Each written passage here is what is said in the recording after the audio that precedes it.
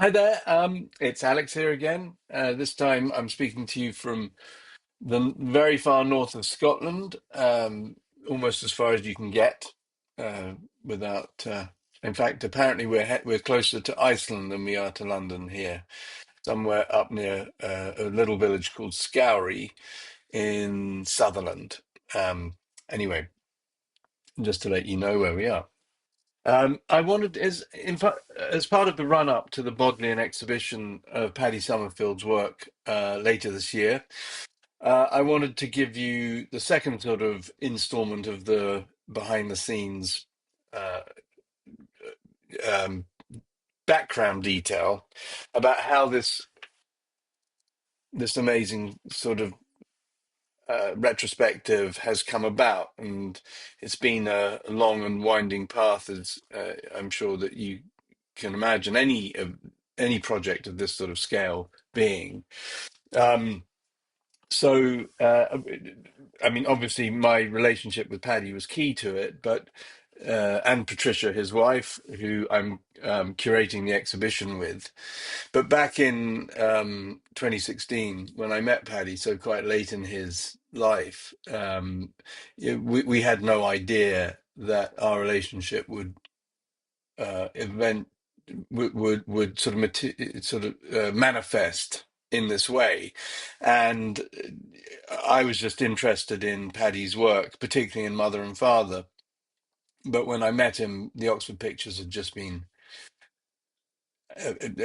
published by Dowie Lewis. And so if I sort of cast my mind back to that time, I was absolutely I would never ever ever have believed that wind forward a few years, um, not even 10 years, that Paddy would be dead. I mean, he was in great shape when I met him, seemingly anyway, and which is incredibly sad. And I wish that he'd been around to see this exhibition of his work.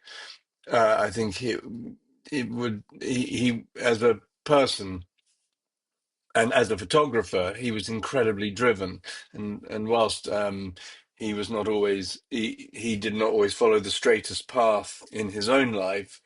Um, he, with as far as his photography was concerned, he was absolutely convinced of its relevance and its power, and he had a real drive uh, to make his work available as far as possible. And in some ways, I've helped him along that way as well. But not by planning, as it were, but just by certain things falling into place. And one of those things is the thing that I want to talk to you about today, which is the project that became known as Pictures from the Garden. Now, I've talked about this before, I've written about it before, but I haven't put it on the Substack before. So there's quite a few people there who won't know the story already. But I mean, just to give you some, so just to take a breath, I mean, I met, it seems mad now how quickly time is passing, but this project started during lockdown. The Pictures from the Garden.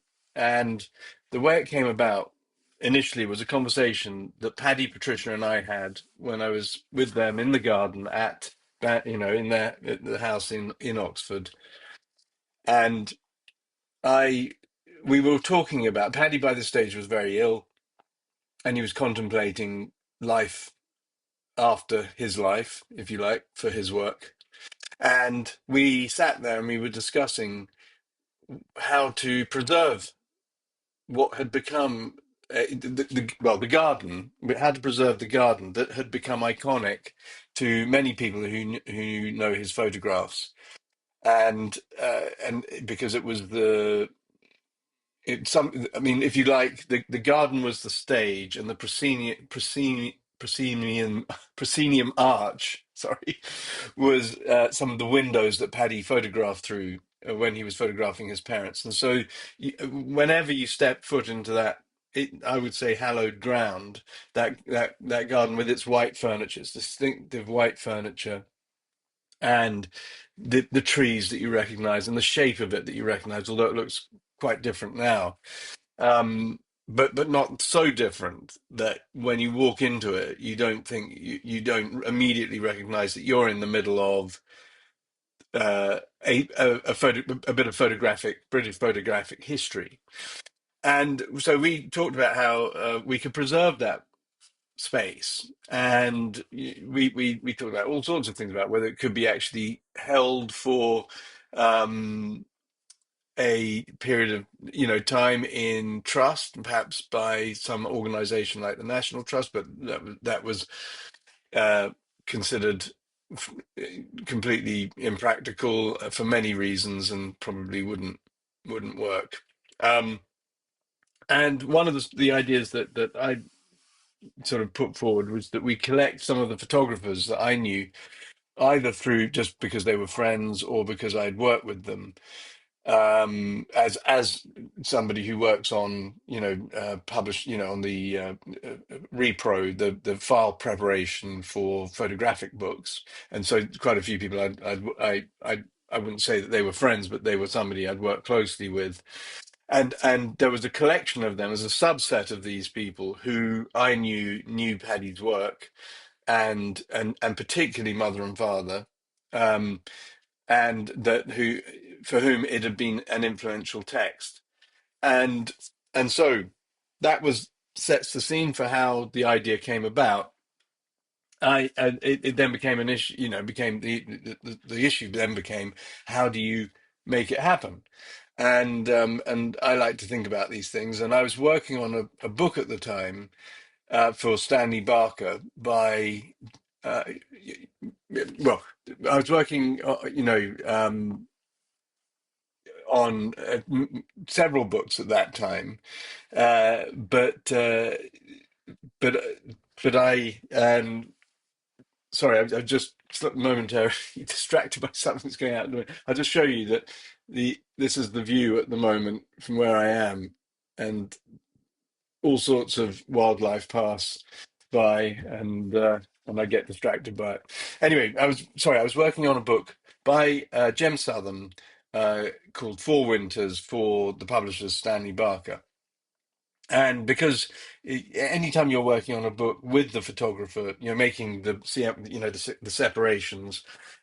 You It's not in every case, but sometimes I work very closely with them, and there's a lot of back and forth and a lot of chat and everything. And I was sitting there, and it was lockdown. It was still in that sort of weird period of lockdown. I can't remember exactly when, but whether we were in lockdown or we were in sort of partial lockdown or whatever. But there were lots of things sort of floating around at the time, and and lots of ideas. I mean, that had that you one had the chance to think about. And I was just working on these pictures by Jem, and I suddenly thought, I wonder if Jem. I didn't know whether Jem knew Paddy's work or not. And I was talking to him, and I said, Jem, would you be interested in taking on of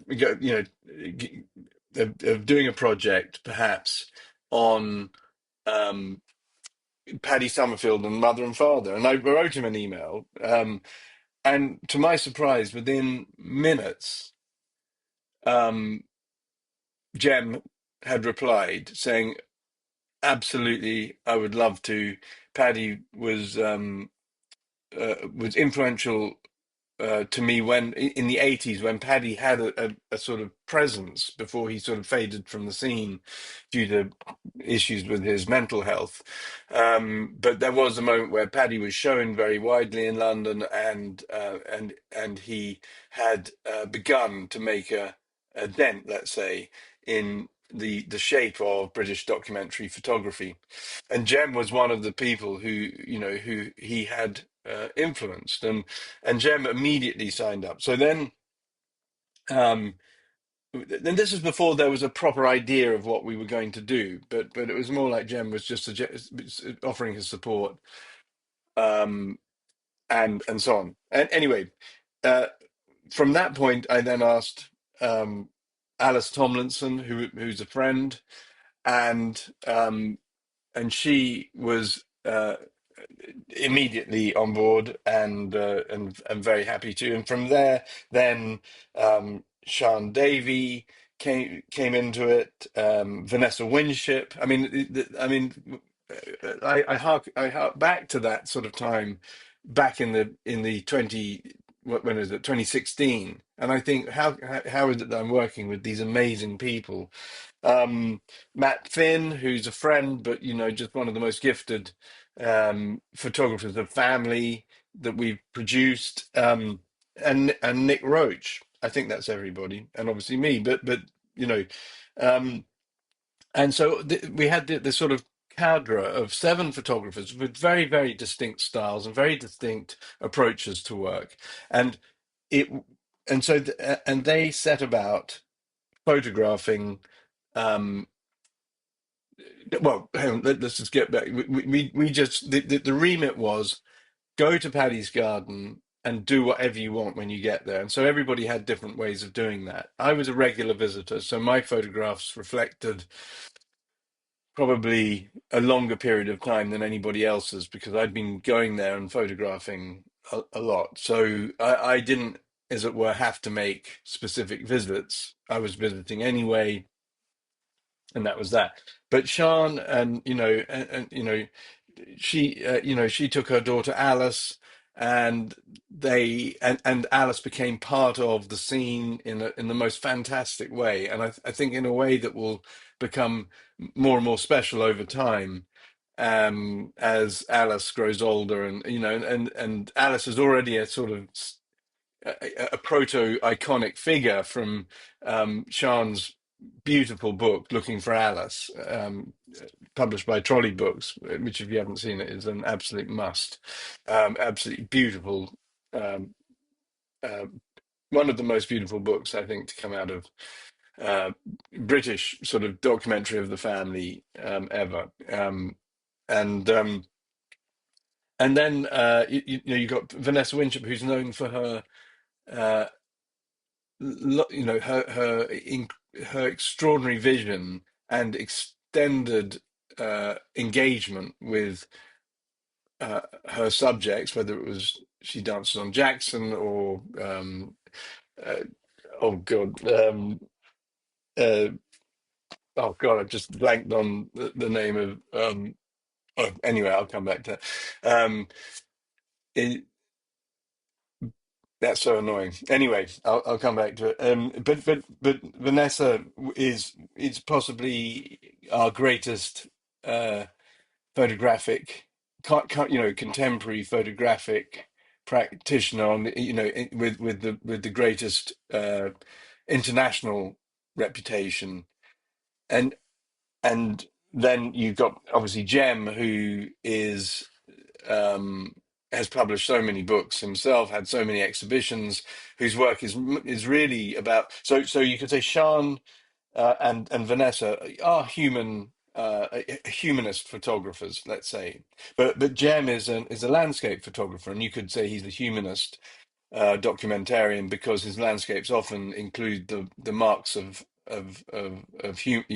man, or humankind, but he is more typically a landscape photographer.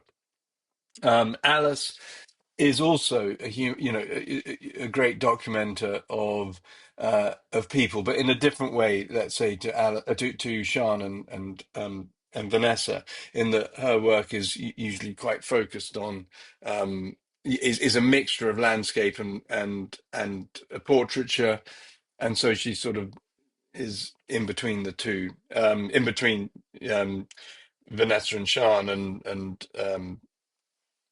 Jem.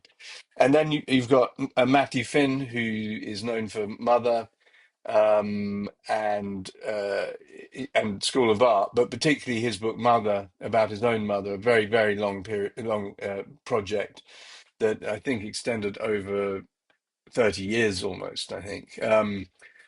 Was the one who was most, I suppose, whose work is most akin to Paddy's, in the sense that he was making pictures of his mother, and it was a very long durational project. And then you got Nick Roach, who is he's kind of like the least like the other photographers, in the sense that Nick turned to photography later in life, um, and then came on the scene with an amazing book, a Satanta published book called the Budgie Died Instantly, and his work is about people living on the margins of society in his home country of Wales, and and his pictures have a sort of vividness, which you could say his style was not at odds with, but different from, say, mine or anybody else's in the in the group, and Nick's work was much, and I know that. Nick wasn't expecting to be asked to do this, but Paddy and Patricia specifically asked if Nick could be on the project because they knew him and his partner Jude, who's also a very good photographer, but working in photography in another way. Her photography is perhaps more conceptual, but because Nick's work was about people and about place, and Paddy was very keen to have Nick on this in this group, and so each person visited, sometimes as many times as they needed to, photographed and interacted with the space, with the garden, and Paddy and Patricia, in the ways that they felt most comfortable, and they worked entirely independently over a period of about, I suppose it would have been about 18 months by the time we finished up, and I was, in a way, I was the last to finish as well, because I just kept photographing until the last point. During that time, Dowie Lewis was approached by both me and Patricia to see if he'd be interested in taking this on, and it was definitely the idea was to give Dowie first refusal, because Dowie had been such a staunch supporter of Paddy's, having published 5 of his books already. And as anybody knows who knows photo book publishing, there's very little money in it, if anything, for anybody. Um, and Dowie has, who should be honoured in an exhibition of his own, I think, for all the amazing work he's done for not just British photography. I mean, although that's been his main focus of interest, but also for the greats of international photography too. Europe and American photographers have all been, many of whom have been given a real given real support by Dowie, when there's no guarantee that Dowie can produce a can produce a profit from anything that he publishes. Dowie just believes in things, and if he believes in it, he'll publish it. Um, and that is makes him it doesn't make him unique, in the sense that there are many great, there are many uh, publishers of great integrity working in the UK and elsewhere, but it's the length of time Dowie's been doing this, his experience. Caroline, his wife, they work together, and um and so it's very much, it's a very personal operation. And when you work with Dowie, it's personal. Nothing is business. It's just about making the book uh, as good as it can be. And for Dowie, I think every book contains an emotional subtext that, if it's absent, he wouldn't bother with it. So it was clear that, although we had this amazing roster of photographers that I think any publisher would be pleased to publish, that we went to Dowie first, and of course, and he said yes, um and he supported the book from the first go. And I can remember the meeting I had with Dowie, which was at Parry Photo, I think in 21, when he agreed to do it. Was it 22? God, I should get these dates right. Anyway, um but and I was just so elated, and his idea was to do something quite, substantial as well. This was not going to be a little, like just make the book. It was going to be a proper book. So, this is what we got. It was a proper sized book, um, uh, that would be printed at EBS, and given the right sort of a treatment that any book would get. But given the amazing photographers that we had to we had to do it right. And I believe that Dowie, who did the duotones and did the separations himself, got it absolutely spot on. And it's a book that I think will age incredibly well. uh, so I have spoken about the book before, and so on. But the book then played a very, very important role. I'm just going to give you a quick flick through, um, in the story of how Paddy's work came to the Bodleian, because it sort of gave the Bodleian under Philip Roberts, who was the then curator of photography, and his boss Richard Ovenden, who had sort of instigated the whole project to bring Paddy's archive into the Bodleian. Um, it was Philip Roberts who was the first person from the Bodleian to go to Paddy and Patricia's house and literally sit and sift through the huge amounts of physical um, material that constitutes Paddy's archive.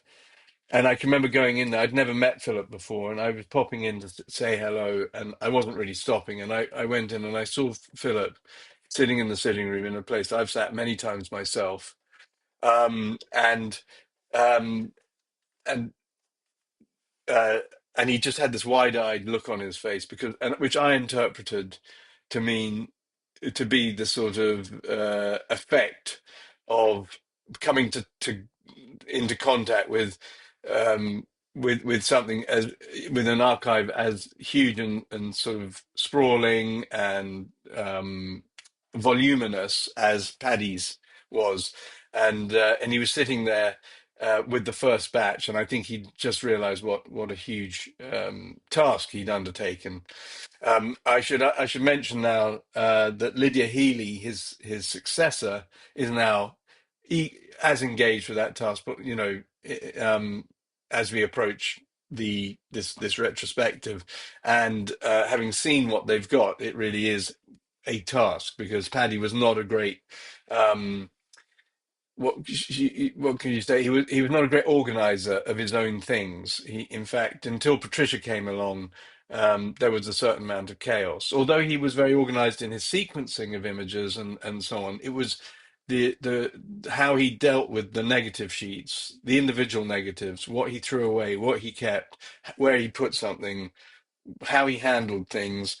These things didn't follow the normal route for Paddy, and so it was with so uh when we started making the book Pictures from the Garden, this became a sort of focal point around which the Bodleian could then I suppose crystallize the idea of Paddy's work, at least in the beginning.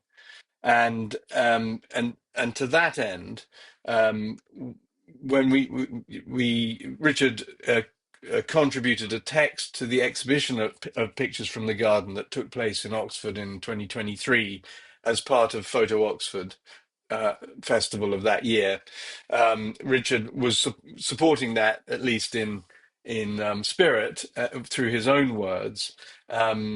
But this would then they would then, as the exhibition closed, um, Philip Roberts asked me if we would be prepared to let the photographers, that is, to let the Bodleian take the whole exhibition um, into the archive, into Paddy's archive, which. And full disclosure, Philip negotiated a fee for every photographer, and I think all of us were incredibly grateful for that, because it's so rare that happens, and he did that voluntarily. There was a bit of negotiation, but very little, and it was very, very kind of Philip to make that happen. And so it was that kind of brought the whole um, project of Pictures from the Garden to a kind of conclusion, a really satisfactory conclusion, because photographers, everybody. I mean, I know that at the time Sian was making her book, her garden project book, and she shoots on film. Obviously, film processing, scanning costs a huge amount, and she was uh, and some of that money contributed in to her project, which went on to become such a big hit and is continuing to be a big hit for Sian around the world. So um, uh, all photographers have no, photographers are kind of the one thing they have in common, apart from a love of photography, is a lack of money. I mean, there's obviously exceptions to this rule, nobody goes into documentary photography because they want to get rich.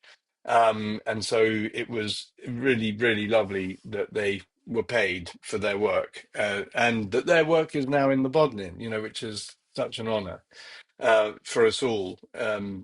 And anyway, so that became a constituent part of the of Paddy's archive, and then it was from there. It was always the idea that we would put on an exhibition of Paddy's work at the Bodleian, and it was always Richard's idea that he would draw attention to the extensive archive of his work that they were cataloging and storing and restoring.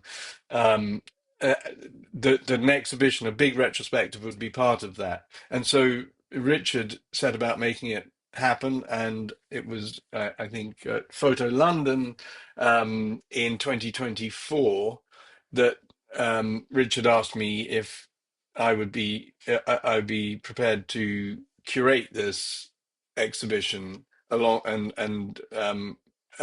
with Patricia, Paddy's wife, and I was incredibly thrilled to be asked this, and I still am.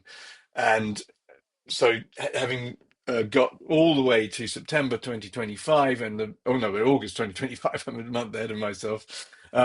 But the exhibition opens. A part of it opens in August. The smaller section in the cabinet, which investigates Paddy's um, practice in an ephemeral way.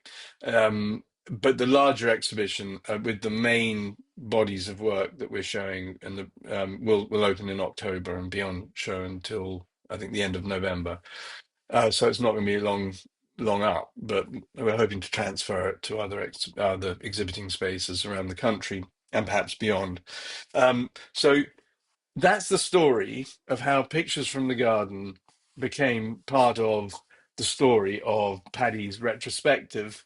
Um, I I probably missed stuff out. I probably, when I finished talking, extemporizing as I am, and looking at this extraordinary view, um, I probably have forgotten things which I definitely should have said, and but that is broadly how this particular book has played its part in the story of how of Paddy's accession into the Bodleian Library and now the retrospective. And I hope that you all come and see the exhibition when it opens, which will be in mid-October, and you will be able to get details from the Bodleian website on that.